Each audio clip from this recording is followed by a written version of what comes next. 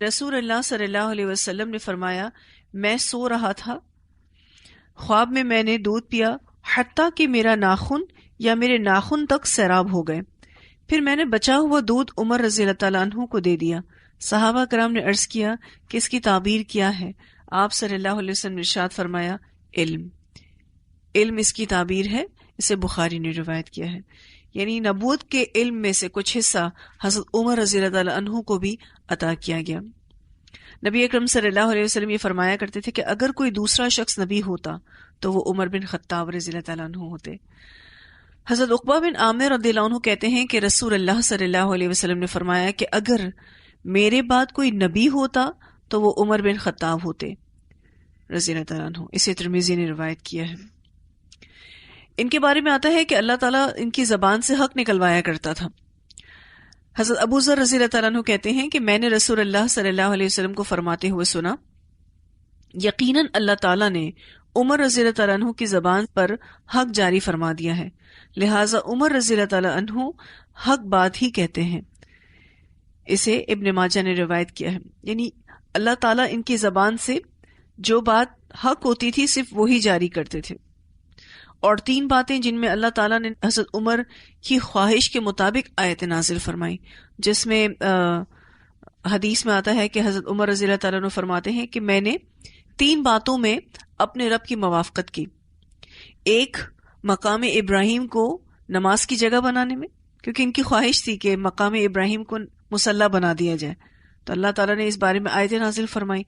اسی طرح سے پردے کے بارے میں یہ چاہتے تھے کہ امہات المومنین اور تمام عورتوں کو اللہ تعالیٰ پردے کا حکم دے دیں، تو پردے کی آیتیں بھی ان کی خواہش کے مطابق اتری۔ اور پھر اسی طرح سے بدر کے قیدیوں کے سلسلے میں انہوں نے کہا تھا کہ سب کو قتل کر دیا جائے، لیکن آپ صلی اللہ علیہ وسلم نے ان سب کو فدیہ لے کر چھوڑ دیا تھا، تو اللہ تعالیٰ نے آیتیں اتار دی تھیں۔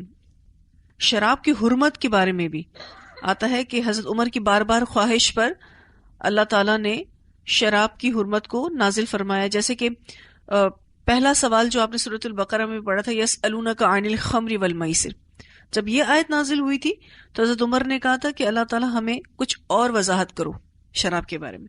اسی طرح سے پھر ایک اور آیت اتری، یا ایھا الذین آمنوا لا تقربوا الصلاۃ وانتم سکارى، اور اس طرح سے جو فائنل آیت اتری، یہ مستقل ہر آیت کے اترنے کے بعد یہ دعا کیا کرتے تھے کہ اللہ تعالیٰ ہمیں اس کے حکم کی اور وضاحت کیجیے۔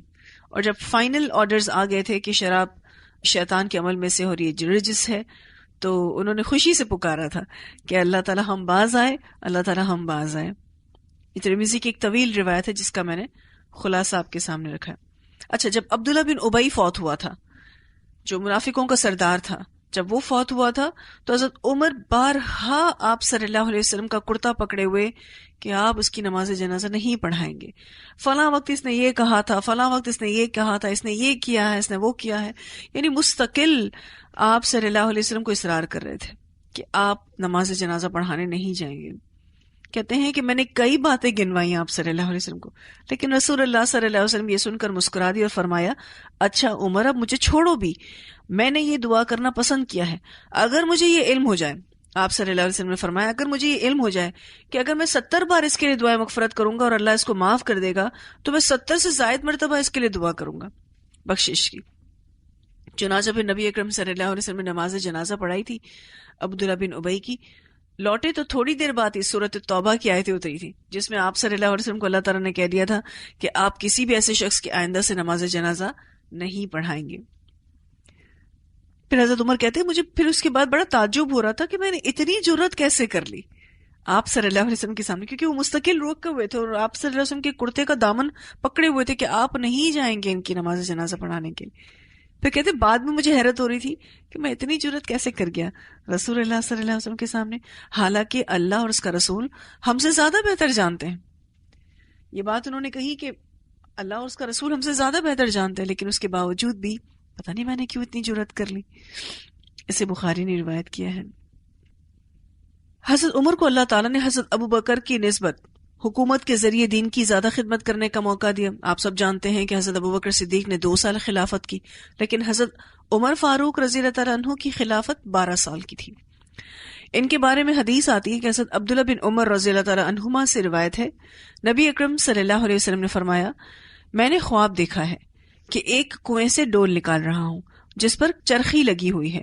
میرے بعد ابو بکر رضی اللہ تعالیٰ عنہ آئے اور انہوں نے ایک یا دو ڈول آہستہ آہستہ نکالے.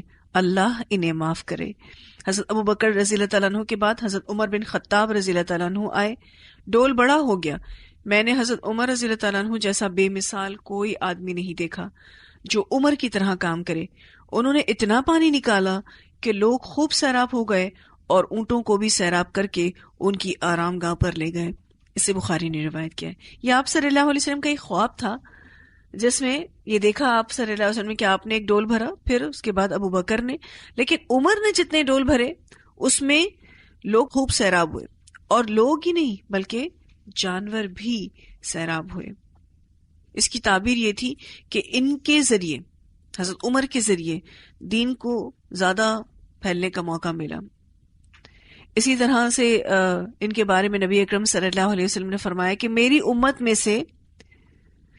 امت کے حق میں سب سے زیادہ مہربان ابو بکر ہیں، اور شریعت کے احکام بجا لانے میں امت میں سب سے زیادہ سخت حضرت عمر رضی اللہ تعالیٰ عنہ ہیں. اسے ترمذی نے روایت کیا ہے. یہ سب سے زیادہ پریکٹسنگ مسلم جسے آپ کہہ سکتے ہیں، بہت پرفیکشن پر دین پر عمل کیا کرتے تھے.